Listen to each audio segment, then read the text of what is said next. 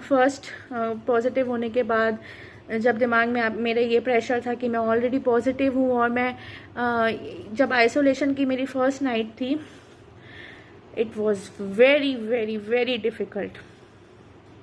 मुझे फीवर आ रहा था, मुझे बहुत एंजाइटी थी, और मुझे अभी भी याद है कि मैं 4-5 बजे तक जगती रही। फिर मुझे लगा कि मुझे शायद थोड़ा मेडिटेशन करना चाहिए। फिर I was trying to divert my mind. मैं कहीं सॉन्ग, भगवान के सॉन्ग सुनती थी, कहीं मेडिटेशन को ट्राई करती थी कि चलो मेडिटेशन करते हैं। और फिर 6-6:30 मैं करीब शायद 1 या 1.5 घंटे पूरी रात में सो पाई होंगी। और जब मॉर्निंग में मैं उठी तो 6-6:30 बजा होगा। तो मुझे इतनी घबराहट हुई, इतनी घबराहट हुई। और घबराहट के साथ साथ मुझे क्योंकि मेरे पेट में ऑलरेडी इतनी दवाइयाँ जा चुकी थी टाइफाइड की और ड्रिप्स के थ्रू, तो मुझे बहुत कॉन्स्टिपेशन का प्रॉब्लम होने लगा था। और मतलब जब आपकी नींद पूरी नहीं होती है तो उसका सीधा इफेक्ट आपके पेट में होता है। तो जब मैं सुबह उठी तो मुझे इतनी एंजाइटी थी, एक अजीब सा मतलब पेट में इश्यूज हो रहे थे। मुझे खाना कुछ भी नहीं खाते बन रहा था, और सबका यही कहना था, भाई आप खाना नहीं खाएंगे तो आप ठीक नहीं होंगी। मगर सच बताऊं, जब आपको स्मेल नहीं आ रही हो, कुछ फ्रेग्रेंस नहीं आ रही हो, आपका जब मुंह का स्वाद खराब हो, तो आपको कुछ भी नहीं अच्छा लगता, ना खाना ना पीना। फिर भी जब सेकेंड डे हुआ, तब second day 29 March, it was Holi, खेलने वाला दिन। उस दिन भी मुझे कोई ट्रीटमेंट नहीं मिला क्योंकि होली का दिन था। RT-PCR की भी रिपोर्ट नहीं आ पाई थी। आई मीन टेस्ट ही नहीं हुआ था, रिपोर्ट की तो बात ही छोड़िए। फिर उसके बाद उस दिन वो सेकेंड डे भी मेरा ऐसे ही बस मतलब मुझे लगा था ट्रीटमेंट मिल जाए। हाँ, बाहर से मुझे ट्रीटमेंट के लिए ज़रूर मेडिसिन्स दी गई थी। तो उनकी वहाँ की मेडिसिन्स जो मध्य प्रदेश गवर्नमेंट की तरफ से दी जाती है जब आप पॉजिटिव होते हैं, तो वो दी गई थी। फिर वो मैंने यूज़ करी। और मेरे एक फैमिली फ्रेंड है एक, तो उनकी दवाइयों से काफ़ी मुझे फ़ायदा था। एक्चुअली उन्होंने मुझे कफ सिरप दिया था जो बेसिकली ब्रोंकाइटिस के समय देते हैं। और वो कफ सिरप में जैसे ही लेती थी मुझे काफ़ी मतलब कफ की ना मुझे वॉमिटिंग होने लगती थी। मतलब ऐसा था कि जो कफ सिरप था वो आपकी खांसी को दबाता नहीं था। मतलब जैसे आप एलोपैथीज मेडिसिन लेते हैं वो आपकी कोई भी चीज़ को दबा देते हैं, मगर ये जो कफ सिरप था काफ़ी अच्छा था। फिर वो उससे मुझे काफ़ी फ़ायदा हुआ था। तो जब 29 का भी दिन गुजर गया, तो 30th मॉर्निंग मेरे हस्बैंड एक अंकल को लेकर आए। फिर उन्होंने मेरा टेस्ट किया RT-PCR का, और रैपिड एंटीजन टेस्ट मेरा फिर से तीसरी बार हुआ, तो इट वाज पॉजिटिव अगेन। और RT-PCR के टेस्ट के बाद उन्होंने क्योंकि उसकी रिपोर्ट 3 से 4 दिन में मिलती है, तो उसकी रिपोर्ट तो नहीं मिल पाई थी। फिर हमने सोचा कि शाम को CT स्कैन करवाया जाए। तो 30th की इवनिंग में ये डिसाइड हुआ कि CT स्कैन के पहले हम एक बार एक्सरे करवाते हैं, और एक्सरे में अगर कुछ पैचेस या कुछ हेजीनेस आता है तो फिर हम उसके बाद हम उसका चेस्ट का CT स्कैन कराएंगे। जब हमने शाम को एक्सरे कराया तो एक्सरे की रिपोर्ट थोड़ी सी गड़बड़ निकली, और उन्होंने उसमें यही रिकमेंड किया था कि आप कराएं CT स्कैन। तो जब हमने CT स्कैन करवाया, उसके लिए हम गए, तो उसके पहले ही क्योंकि मैंने जैसे आपको बताया कि मैंने जो कफ का सिरप ले रही थी, उससे मुझे इतनी वॉमिटिंग हुई, इतनी कि एक टाइम ऐसा आ गया कि जो कफ था वो मेरी सांस नली में फंसने लगा, और मुझे लगा कि अब ये मेरा आखिरी समय है।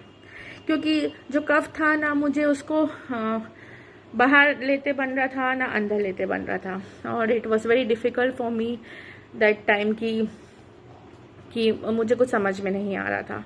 फिर वो समय गुजरा और फिर हम सीटी स्कैन करवाने गए। सीटी स्कैन करवाना भी क्योंकि समय ऐसा चल रहा है, माहौल ऐसा था, उसमें भी फिर मुझे पूरा पीपीई किट वेयर करना पड़ा। और फिर हम सीटी स्कैन के लिए अंदर गए और आई वॉज वेरी स्केर्ड, क्योंकि ऑलरेडी मुझे थोड़ा सा सांस लेने में दिक्कत हो रही थी और आई वॉज फीलिंग एंजाइटी। और उसके बाद आप सीटी स्कैन जब हुआ तो मैं थोड़ा डरी हुई थी, क्योंकि मेरे लिए वो फर्स्ट एक्सपीरियंस था जब मेरा सीटी स्कैन हुआ। और हालांकि काफ़ी शॉर्ट पीरियड का था, 1 या 2 मिनट का। फिर जब हम बाहर आए तो हमें सिर्फ उसकी फिल्म मिली थी, मतलब रिपोर्ट मुझे नहीं मिली थी। रिपोर्ट नेक्स्ट डे मॉर्निंग मिलने वाली थी 11 बजे। तो जब मुझे रिपोर्ट मिली तो हम उसको लेकर उसके बाद फिर हम नेशनल हॉस्पिटल गए। और नेशनल हॉस्पिटल में तो उन्होंने कहा रिपोर्ट को देखे कि भाई चेस्ट में पैचेस तो हैं और इट क्लियरली शोज कि निमोनिया तो है, मगर अभी हम ये डिसाइड नहीं कर पा रहे थे कि कितने % निमोनिया है, मतलब सीटी स्कैन के स्कोर में कितना % निमोनिया है। फिर नेक्स्ट डे 31 था, जब मॉर्निंग में रिपोर्ट आई तो डॉक्टर के पास जब हम गए तो हमारा सबका यही मानना था कि मॉडरेट स्कोर है।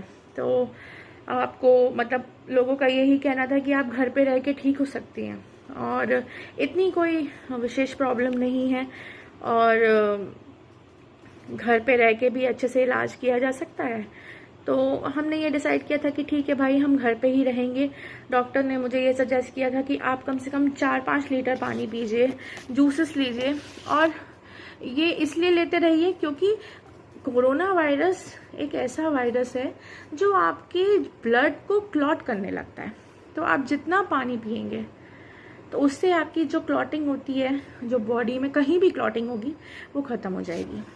तो मुझे ये बोला गया, तो मैंने पानी का इंटेक 31 से पानी का इंटेक बढ़ा दिया। मैंने एप्पल जूसेस पीना स्टार्ट कर दिया, मगर खाना मैं अभी भी नहीं खा पा रही थी क्योंकि मुझे स्वाद नहीं आ रहा था और क्योंकि मुझे फीवर रहता था, बॉडी पेन और एंजाइटी रहती थी, तो मुझसे खाना नहीं बिल्कुल खाते बनता था। हाँ, मगर मैंने पानी का इंटेक बढ़ा दिया था। और शायद और जो मैं कफ के जो मैं मतलब वो सिरप ले रही थी, शायद उसी से ही मुझे उसके बाद भी रात में काफ़ी वॉमिटिंग स्टार्ट हो गई और एंजाइटी मेरी फिर से बढ़ने लगी। और मैं पूरा मन बना चुकी थी कि अब मुझे हॉस्पिटल में शिफ्ट नहीं होना, मगर जैसा कि मैंने आपको बताया कि डॉक्टर ने ये कहा था कि अगर आप चाहें तो आप घर पे ही रह सकते हैं और 2 दिन की मैं आपको मेडिसिन दे देता हूँ, और 2 दिन की मेडिसिन के बाद आप अपनी स्थिति देख लीजिए। अगर आपको उसके बाद भी ऐसा लगता है कि आपको हॉस्पिटल में शिफ्ट होना चाहिए तो आप हो सकते हैं। और अगर SpO2 लेवल आपका 98, 99 या 90 से अबव रहता है तो फिर शिफ्ट होने की ज़रूरत नहीं है। इनफैक्ट उन्होंने हमको एक ऐसा फैसिलिटी भी प्रोवाइड की थी कि भाई हम आपको घर पे ही रेमडेसिविर इंजेक्शंस प्रोवाइड कर देंगे और प्लस अलग से जो एस्टेरॉयड के इंजेक्शन है वो भी दे देंगे, और घर पे ही हम एक हॉस्पिटल जैसा सेटअप कर देंगे। मगर घर वाले इसके लिए राज़ी नहीं हुए और 2 दिन की मैंने मेडिसिन स्टार्ट कर दी। जब मैंने मेडिसिन स्टार्ट की तो थोड़ी देर तो अच्छा लगा, मगर रात में करीब 11:30-12 बजे मुझे फिर वॉमिटिंग स्टार्ट हो गई कफ की। और हमने ये देखा है कि जब नॉर्मल कफिंग भी होती है या नॉर्मल वॉमिटिंग भी होती है तो व्यक्ति कितना घबरा जाता है, और मुझे तो हर 1-1.5 घंटे में वॉमिटिंग होती थी कफ की, क्योंकि मुझे कंजेशन था और कफिंग बहुत ज़्यादा थी। तो फिर रात में 12:30-1 बज रहा था और मुझे बहुत बहुत कंजेशन फील हो रहा था हार्ट में और चेस्ट में, प्लस मुझे बहुत एंजाइटी हो रही थी। तो मैंने फिर फाइनली सबकी बातों को इग्नोर करते हुए रोहन को कहा कि अब मुझे आप एडमिट कर दीजिए। तो अब वीडियो आज की ये जर्नी का सेकंड था और काफ़ी लॉन्ग हो गया है, टाइम बहुत हो गया है। तो हम इसका पार्ट 3 कल देखेंगे, जिसमें मैं आपको बताऊंगी कि किस तरीके से मुझे एडमिट किया गया और मेरी हॉस्पिटल की पूरी जर्नी। आई होप आपको ये वीडियो पसंद आया होगा। Thank you.